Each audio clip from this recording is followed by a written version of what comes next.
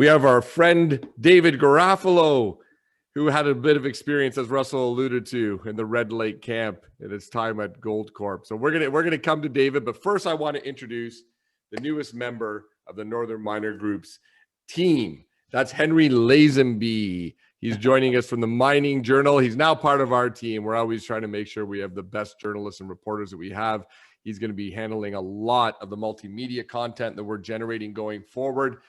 Henry, really nice to see you. Let me give your little bio here, and then I will pass it over to you, and you can introduce our friend David Garofalo and Gold Royalty Corp, which is what David is now has brought to the market. So for Henry's an international journalist with over 10 years of experience, heading up a North American focused resource news desk for different multinational media houses. Back in his native South Africa, he was an award-winning community journalist before the B2B media market exposed him to mining, and he got bit by the bug. A secondment to Toronto soon became permanent. Besides frequent visits to mining and exploration project sites and participating in the industry conferences, Henry specializes in covering the North American and international mineral exploration, mining, and metals markets. He's now based in Vancouver, and he's already been turning out some great articles for both the Northern Miner and also our esteemed mining.com. Henry, this is your baptism into the Global Mining Symposium, and what a way to get started to be able to sit down with someone of David Garofalo's ilk and experience. Welcome, Henry. Thank you very much for the kind words, Anthony. Well, it gives me great pleasure to welcome and introduce our keynote speaker, David Garofalo. David currently serves as Chairman and CEO of Gold Royalty Corp. He's Chairman and CEO of the Marshall Precious Metals Fund and Chair of the Board of Great Panther Mining. David is perhaps best remembered for his recent role as President and CEO and Director of Goldcorp from 2016 to 2019. Before that, he also served as the President and CEO and as a Director of Hudbay Minerals from 2010, and as a Senior Vice President, CEO, and a CFO, and Director of Agnico Eagle from 1998 onwards. He has also been Treasurer of Inmet Mining from 1990. David has also served on many public company boards over his career. But perhaps most important of all, he was recognized as the Northern Miners Mining Person of the Year in 2012. Thanks for making the time to be here today, David. Thanks for having me on, Henry. Actually, listening to the presentations before from Nicole, Stephen, Russell was a bit of a homecoming for me. Obviously, Russell's in Red Lake, where I was most recently with Goldcorp. Stephen with Opemiska brings back memories because we took over Minova Copper when I was with Inmet back in the 1990s, and we had the Opemiska mine at the very end of its existence and managed its closure. So I'm glad to see that district reignited, and exciting to see that back in exploration. And Nicole, obviously at Canadian Malartic, I know the Abitibi extremely well with my 12 years at Agnico. So I really enjoyed the presentation. I was glad I kind of ran a bit late so I could listen to them.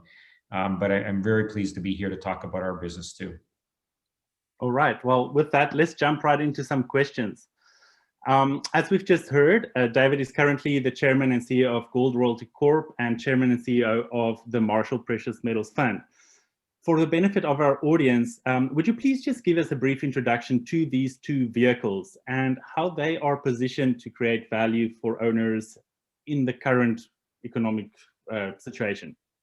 Sure. I mean, Gold Royalty just IPO'd on the NYSE under the symbol GROY in March. We raised $90 million US, and we have a post-money valuation of about $200 million US post the IPO. And we have a collection of 18 royalties on properties throughout the Americas. Most of them are in the development stage, and many of them are owned by our parent company, Gold Mining, which still retains a 48% interest in the company. And what we've done is we've not only collected 18 royalties on those development stage gold and copper assets throughout the Americas, but we've also accumulated a fairly impressive board of management with collectively 250 years of operating experience. And I want to emphasize that it is operating experience as opposed to financial experience or capital markets experience. We have that in spades as well. But together with myself, with over 30 years of experience on the operating side, I have Alan Hare, who was my successor at Hudbay, and also my chief operating officer when I was running Hudbay. He brings over 35 years as a metallurgical engineer to the table, and he's a prolific mine builder. Ian Telfer is chair of our advisory board. Ian pioneered, of course, the streaming model with Wheaton Precious Metals 15 years ago. And what we're doing with Gold Royalty is essentially replicating that model. Wheaton was spun out initially with royalties on Goldcorp's portfolio of operations and development stage projects. And we're doing exactly the same thing. We're getting spun out from gold mining. They have a dozen development stage assets throughout the Americas with collectively 26 million ounces of gold resource and over 31 million ounces on a gold equivalent basis when you add in the significant copper byproduct. So we have this foundational element of resource to start us off. And now with $90 million on the balance sheet, which is the largest treasury among the sub $1 billion market cap royalty companies, we have quite a bit of ammunition to go out and start to diversify our portfolio on the royalty side. With Marshall, Marshall was a fund that I started with Zhaojin Mining out of China. Zhaojin was looking to create an incubator fund to invest in gold juniors. And so we set up a standalone fund. It's autonomous from Zhaojin. Zhaojin capitalizes initially with 20 million of their own capital. We raised $5 million from a couple of other partners in Hong Kong. And we've been systematically putting that capital to work on the junior gold side. And if for the people that have known me in my previous employees with Agnico, with Hudbay, and most recently Goldcorp, I've always been a big proponent of investing in the juniors and kind of setting up that kind of incubation model. And that's precisely what we're doing here. And it's, I think, timely, given that we're starting to see a restart or a reignition of exploration on the gold side over the last year or so. And it's much needed in the sector. The dynamic that drove me to this end of the spectrum, both on the royalty and on the Marshall Precious Metals side, was one where I saw reserves declining by 40% in the gold industry over the last 7 years. And I saw an absolute existential need for the industry to reinvest back in exploration and development. So royalty companies and investment funds focused on gold exploration are absolutely vital to reversing that downward trajectory in reserves and reinvesting back in the ground, which the industry desperately requires. Mm. So this really segues into the timing of the IPO too for the Gold Royalty Corp.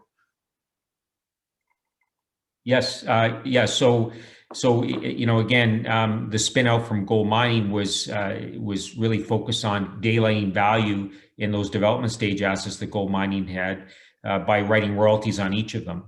That gives gold mining financial firepower to invest back in the ground in these development stage assets.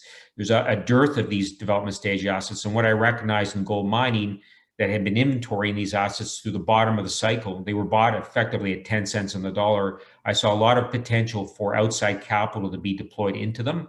And I thought as that happened, they would get re-rated within gold mining's portfolio. And by extension, Gold Royalty, having a royalty on these assets, would enjoy that re-rate. So there's a lot of organic growth in terms of the value and the resource on those royalties that we own on those development stage assets. And as I said, it's timely now because the industry is going to have to refine their skills on mine development and exploration, which has been largely underutilized over the last 6 or 7 years. And the result of that has been this downward trend in reserves. Right. So following the IPO, Gold Royalty reached agreement with Roxgold to acquire a 1.2% NSR on the advanced stage Seguela project in the Ivory Coast for 15.5 million US. Recently, the Northern Miner quoted Wheaton's chief Randy Smallwood as saying the metal streaming deal opportunity landscape has never really looked better. What are your thoughts on how the landscape for new deals look like for Gold Royalty Corp right now? Well, I couldn't agree more with Randy, and that's why I'm positioning myself at that end of the spectrum at this point in my career. I think royalty companies are an important part of the ecosystem when it comes to developing new mines. And with the resurgence in base metal prices, in particular copper and gold being at $1,900 an ounce, And again, given the existential need to start to reinvest back in exploration and development for gold companies, we think that there's going to be a scramble for assets and for capital to develop those assets. And royalty companies have always provided a meaningful source of capital. In fact, when I was running Hudbay, and I'm glad you bring up Randy, I was building the Constancia mine along with Alan Hare in Peru. And we were, $1.5 billion market cap company, and we had a $2 billion project to build. We had to be innovative in our financing, and that meant picking up the phone and calling Randy Smallwood and saying, "What would you pay me for my 5% stream on Constancia?" 5% of our revenue was gold and silver, and ultimately we raised about $750 million doing that towards the development of that project, and that was a win-win. In that, Randy arguably was trading at 2 times NAV at the time. He paid me roughly 1 times NAV for that stream, when the company Hudbay was trading at about half of NAV, because base metal companies typically are quite severely discounted in the market, and we weren't exactly at the peak of the cycle when we were building this. And so it was a win for us. It was a win for him because he got that stream re-rated within his portfolio 2 times, and we got the mine built, which is a generational asset now in Hudbay's portfolio. So it's very, very important to be positioned to provide that capital. And I think royalty companies, by and large, can source capital much more cheaply in the equity markets than the established producers can, even the senior producers. And it's that arbitrage opportunity that really creates value for both the royalty shareholders in Gold Royalty Corp, and also for the operating companies that can sell those streams at multiples superior to what they are currently getting in the marketplace. Mm-hmm. So the gold mining space recently came out of one of the longest bear markets ever, which was partially the function of widespread value destruction that followed the prior cycle. Looking at the industry today, in general, from a high level, what are some of your key frustrations with the major and mid-tier actors? And perhaps conversely, are there any areas that are getting right these days compared with prior cycles? Yeah, so I wouldn't call it frustrations. Let's characterize them as observations. And what I would say from a positive observation standpoint, this industry has never been healthier financially. They're profitable. They're deleveraged. In fact, we're at net zero debt as an industry, which I've never seen in over 30 years in the business. And they're paying dividends and buying back stock and doing all the right things in terms of harvesting their existing business. What the industry hasn't done is reinvest meaningfully back in exploration and development. As I said, mine building has become a lost art. There hasn't been any major mine construction on the gold side. And the result of that is inevitable. Production is declining. Reserves have declined. Reserves are a leading edge and leading indicator of what will happen to production. So we have seen peak gold supply. Gold production will be coming down, and will be coming down for at least the next decade, because we all recognize that even if something major were discovered tomorrow of significant resource, it would take a minimum of 10, 15, 20 years to bring back into production. And I'd say the same dynamic is occurring in the base metal space. And so what's inevitable is the type of cost inflation that we saw 10 years ago when we came out of the credit crisis, when there was massive amounts of development occurring both on the base and precious side. On the precious side, because gold had a big run post the credit crisis. On the base side, because we were in the middle of the Chinese super cycle and we saw very high copper prices. So we were at incentive pricing for both copper and gold. And what happened is both the base and precious producers were allocating massive amounts of capital to new mine construction. They strapped on a lot of debt, and we saw massive cost inflation. And so what came out of that is obviously, the shareholders were disillusioned. They did not achieve the leverage they were looking for in the equities, both on the base and precious side, and said, I think quite rightfully, focused on harvesting a good return from what we've already built, start returning some capital to shareholders. But I think we've overcompensated now. We've overdone it. And what will happen now is inevitable. With copper prices at all-time highs, with gold at incentive price levels, and with reserves down 40% and production declining, there's going to be an overcompensation in both the base and precious side, and we're going to see massive amounts of mine development again to compensate for that. We are going to see cost inflation. And the dynamic that's going to drive that cost inflation is partly because of the overcompensation I talked about, but also because we're in an inflationary environment in the general economy globally. We're seeing headline inflation numbers rear their ugly heads again. And that was inevitable because we've been in a quantitative easing cycle for about a dozen years since the last credit crisis in 2009. There's been a massive amount of stimulus. We've had exceedingly low interest rates for a long period of time, really negative rates. And what's inevitable is that will lead to a cycle of hyperinflation in the general economy. But you couple that with the need for the mining industry to start to invest back in the ground. And we're seeing that in the exploration side, where there's a rush to explore and assay labs are backlogged and drilling companies are taking each other over. We're going into a big inflationary cycle on the mining side as well. Well, your above comments really segues into my next question. Barry Gold's CEO, Mark Bristow, recently had some pointed words directed at fund managers who he said were not investing in growth projects when the industry was performing relatively well, like now. Do you agree with those sentiments, and that not enough funding is flowing through to worthy development projects? And well, just an observation, we are still seeing the good projects attracting the required funding. So what are your thoughts on those comments, perhaps? Yeah, look, I entirely agree with Mark. There isn't that long-term focus in the fund management community that's required for development. As I said, the lead times for mine construction can typically be 15 to 20 years from discovery. It requires some patient capital. But I don't say that to vilify fund managers. In fact, I wish there were more fund managers that we could talk to. The reality is exceedingly and increasingly, we're seeing more and more capital go passive. So there's nobody to talk to. Throughout my career, I've had many fund managers who've been quite supportive of our growth initiatives, investing long-term.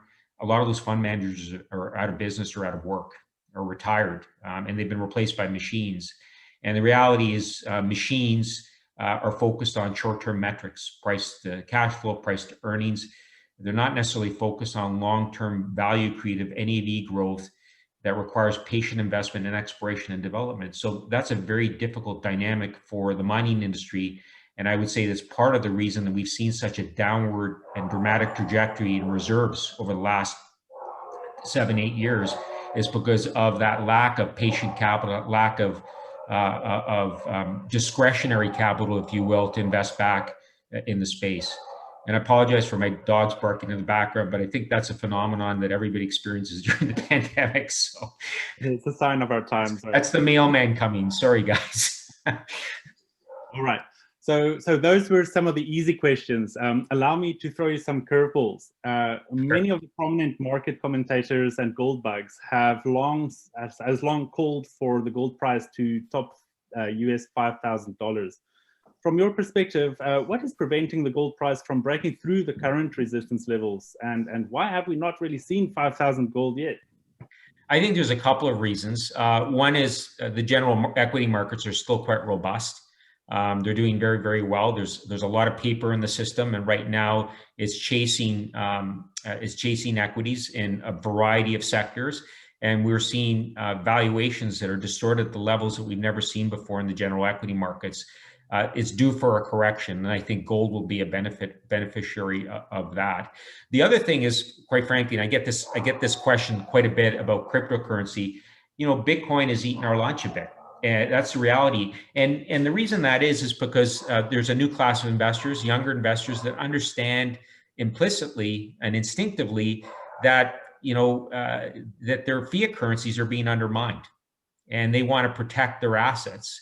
And so Bitcoin has created a solution of scarcity, and it is an illusion, and it's not to say that cryptocurrencies aren't here to stay. I think they are. I think they are here to stay. They're going to be a fundamental part of the whole blockchain phenomenon. We need digital currencies in order to participate in that market. But the reality is there is no barriers to entry in the cryptocurrency market. This Dogecoin's come out and suddenly captured the attention.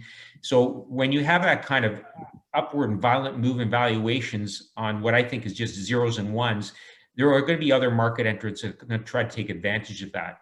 And that undermines the whole scarcity proposition that the Bitcoin advocates are trying to put out there into the market.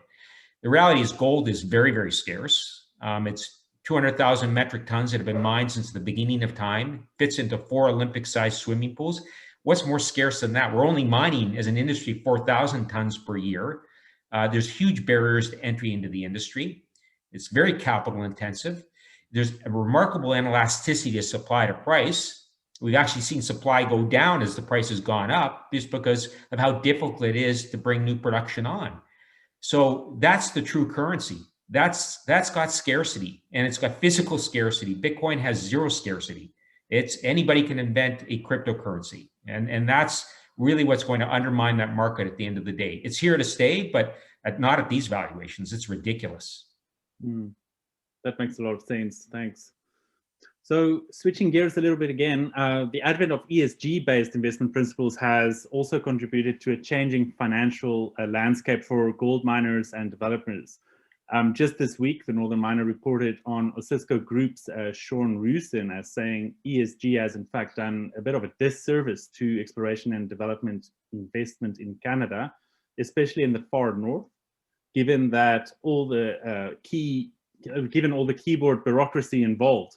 In your experience, has ESG resulted in less or more investment flowing to any level of the gold sector? Has it made life better or more difficult in general? Well, it's definitely increased the cost of capital, but I don't want to whine about it because it's probably done that for many industries in many sectors. It's not just the mining industry. And look, ESG has to be absolutely intrinsic to everything we do. We have to be able to engage stakeholders early on from the first drill hole when we're first exploring properties. We have to use less water. We have to drive down our water intensity. We have to drive down our energy intensity. These are just the fundamentals of how to do business in the world today, regardless of what sector you're in. Yes, it's driven up the cost of doing business, but it's done that for many, many industries, but we can't ignore it. The areas I think we need to focus on as an industry, because I don't think we're terribly energy intensive. I think we're becoming less intensive from an energy standpoint. We're not the significant emitters that many other industries are. And in fact, we're starting to see more electrification of mines. When I was running Goldcorp, we built the Board mine, the first all-electric mine, underground mine. So that equipment is being scaled and rescaled and becoming much more economic as it's being commercially used. So I see the prospect for us to drive down carbon emissions is very, very high. I think we'll be able to do that as an industry. I'm very, very confident in our ability to drive down our carbon emissions. Where we really need to focus on is our water consumption. I still think that we're laggards in terms of our water recycling. I think traditional tailings facilities are hugely water intensive and also have a lot of stigma associated with them. We need to go to far more efficient ways to manage our tailings, whether it's dry stack, as really our base case, so that we not only drive down water consumption, but make our tailings inert and much less harmful to the environment if there were a breach in our tailings facilities. So there's lots that can be done, and that technology is being scaled very, very quickly and dramatically because the filter presses are getting bigger and more efficient. But we need to focus, I think, if anything, on water consumption. And the reality is wars are fought over water. And if you want to get the social license to operate from the surrounding communities, you have to be seen as efficient and responsible stewards of water. I think that's more critical than our ability to drive down carbon emissions as an industry. Okay. And so given that fewer major discoveries are being made and grades are falling, would you say the world has seen peak gold production yet? Yeah, it is. I think we're past peak gold now. I think we're in a period of steady decline. And I don't think that trajectory gets reversed anytime soon, just again, given the long lead times from discovery to new production. I see a lot of promising projects and I'm very excited what's happening in the junior side. I'm glad that they're able to raise money again, though albeit I'd say selectively. I don't think there's a broad-based generalist flood of capital going into the junior space, but some of the better juniors with great track records are able to raise capital. But we're not going to see the benefit of their exploration efforts, the fruits of their efforts for many years to come. Though it's absolutely vital for the industry for them to be successful. Yeah, So, in your opinion, should gold companies go after copper the way Newmont says it's doing? We just saw it pick up GT Gold and the Tatoga porphyry copper gold prospects in British Columbia. Would you say there's merit in that strategy? Yeah, look, I think there's this legendary gold multiple, and Pierre Lassonde articulates this far better than I do. But I'd say there's an upper limit to how much byproduct credit that you can have in your portfolio beyond gold before you start to lose that superior multiple that gold companies typically enjoy. And I think the rule of thumb is probably 25% byproduct credit. And quite often, look, the best gold deposits are polymetallic settings. Agnico was built on the LaRonde mine, which in the early years was predominantly zinc. And as we got deeper, it became much more gold oriented. But we were able to suspend disbelief in the market when I was there with Sean about the amount of zinc we had, because we said there's more gold coming. But eventually, investors see through that. They want focused companies that are singularly focused on certain metals, so they understand what they're buying. And so I think there is an upper limit to what you can do in terms of diversifying away from the metal that investors are buying you for. All right. So perhaps just to drill down on some of the points that we have touched on during our conversation now, I wanted to just ask you to remind our audience about why the royalty and metal streaming models make so much more sense from a returns perspective than the traditional miners. Well, look, the way I look at it, and I've heard Randy Smallwood use this line, so I'll attribute it to him, is it's like kind of buying an ETF with exploration upside. You can buy the GLD and get the physical exposure and the leverage to the gold price in doing that, but you don't get the exploration upside. And that's typically why people buy gold equities. They're looking for that leverage proposition of profitability and exploration that the equities can provide. But the operators also have risk. They have underlying operating cost risk, capital cost risk, and as those risks manifest themselves in the form of inflation, that erodes the profitability leverage, it erodes the margins. And so by having top line exposure through royalty companies, you get the best of all worlds, in my view. You get both the leverage to the gold price and leverage to the exploration success of our underlying operating partners. And I think that's really why that model is appealed over the long run through the ups and downs of the cycle. Mm-hmm. And looking at the M&A environment today, the real cycle started with Randgold and Barrick's tie-up late in 2018, and then also followed by Newmont Goldcorp's tie-up. How would you characterize further potential for market consolidation today across the tiers? Look, I'd say the seniors are pretty much done. Barrick did Randgold, Newmont had to react. It was an existential threat to them to have Barrick become considerably bigger. And so it was the genesis of the conversations we had. And now they're positioned at the top of the heap with Barrick's, nipping at their heels. I don't see any real scope for any consolidation up at the very top. They're both at sustainable production levels now with vastly diversified portfolios as a result of those mergers that they took respectively. I'd say there's lots of scope in the mid-tier and the emerging producer side. There's too many of them. And scale is important. We've seen a number of deals that have happened in the space, but there's scope for quite a bit more. And the reality is, if you want to attract that generalist investor, you need to provide liquidity. And to provide liquidity, you need scale. The way to achieve scale quickly, to attract that generalist capital, is through M&A. It will happen. I think there's a lot of pent-up M&A that's likely to be unleashed in the coming months as we come out of the pandemic crisis and people are able to conduct physical due diligence again. So, watch the space. In the royalty space, there's been a proliferation of sub $1 billion royalty companies over the last couple of years. Too many of them again. There's going to be a reckoning there. There's going to be consolidation. The reason I equipped my board with such a senior team with many, many decades of experience each, respectively, and 250 years collectively, is, I'm looking to leverage the Rolodex as much as leveraging the gold price. Having access to opportunities and looking at opportunities for consolidation is really important to get that re-rate in the marketplace. You want to advance your assets, de-risk them, and get a re-rate that way, but you also get a re-rate through scale. And I think M&A is inevitable in the royalty space as it is in the mid-tier and emerging producer space on the gold equity side. Perfect. All right. With that, that's the end of my questions. Let's open it up to the floor. I have one question here from Milko Rivera. He's asking, do your companies consider investing in private companies only or public listed companies? Well, if they're talking about the Marshall Fund, we're focused exclusively on public companies or companies that are on the cusp of IPOing or going public through reverse takeover. Liquidity is extremely important to us, important to our unit holders as we have to mark to market our portfolio every quarter. On the gold royalty side, we're happy to take royalties back on privately owned assets, and we're actively looking for ones of that type as I speak. So, absolutely. Are there any specific regions that you favor?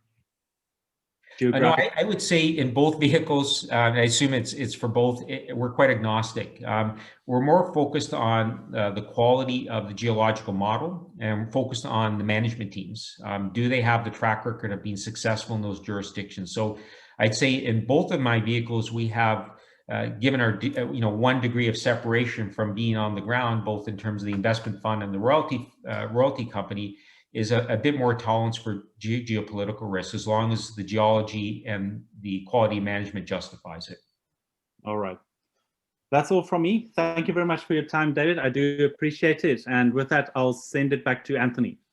Thank you, gentlemen. Fantastic conversation. David, thank you so much for your time and your insight. David, I have just one question for you here. This whole dynamic of the rise of China is obviously very important right now. And what I was wondering and wanted to get your opinion on, given the TMAC transaction and Agnico coming in and the Chinese kind of being rebuffed a little bit. And then we had coupling that, we had David Rosenberg on the show at the end of the year. And, his position was basically that we've conceded Africa to Chinese interests on the mining side. I mean, there obviously still is North American players there. Do you anticipate seeing, and to pick up on your point about M&A for the mid-tiers and the developers, is that an area, and I know with your royalties are largely in the Americas right now, would you agree, basically I'm asking you, would you agree with David Rosenberg that we've almost conceded Africa to the Chinese and we'll see more Chinese acquisitions in Africa if they're not able to transact in North America? No, for sure. I mean, the Chinese have an abundance of capital and a shortage of commodities. They have a voracious appetite for commodities, precious and base and otherwise, and they're going to strike out where their capital is accepted. That being said, and I think you alluded to this, we're not shy in Canada about exporting our talent to Africa, South America. We're still there. Australians are of the same mind.